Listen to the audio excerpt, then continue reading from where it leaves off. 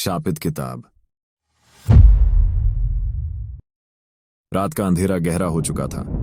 आकाश में बादल घने थे और हवा साए साए की आवाज कर रही थी। गांव के बाहर एक पुराना घर था जहां कोई भी जाने की हिम्मत नहीं करता था। कहा जाता था कि उस घर में एक शापित किताब थी जो जिसने भी पढ़ी वह कभी वापस नहीं आया। राहुल और उसके दोस्त आकाश, मोहित और सिया को डरावनी कहानियां सुनने का बहुत शौक था। एक दिन राहुल ने उन्हें शापित किताब की कहानी सुनाई। वे सभी हंसने लगे और राहुल को मजाक उड़ाने लगे। राहुल ने जोश में आकर कहा, चलो आज रात हम उस घर में जाकर किताब लाते हैं, देखते हैं किसमें कितना दम है। रात के 12 बजे चारों दोस्तों ने उस घर का रुख किया। घर जर्जर था और उसकी खिड़कियों से पुरानी धूल उड़ रही थी। अंदर घुसते ही राहुल को लगा जैसे कोई उन्हें देख रहा हो, पर उसने इसे अपनी कल्पना समझकर नजरअंदाज कर दिया।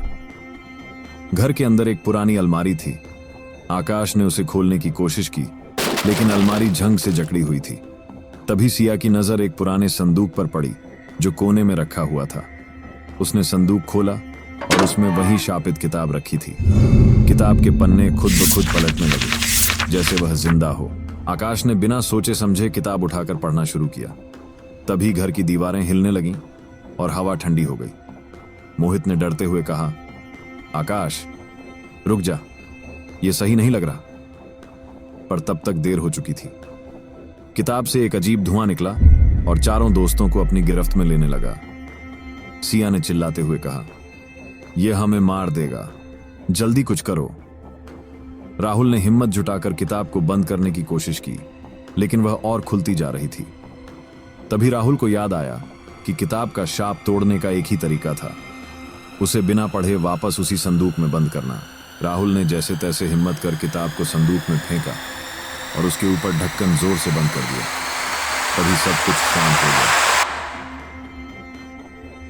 घर की दीवारें स्थिर हो गईं और धुआं गायब हो गया।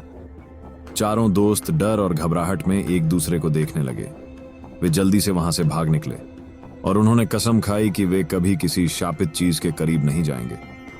शापित किताब अब भी उसी घर में बंद थी और उसका शाप इंतजार कर रहा था कि कोई और उसे पढ़ने की भूल करे। इस किस्म की दिलचस्प कहानियां सुनने के लिए सब्सक्राइब करें।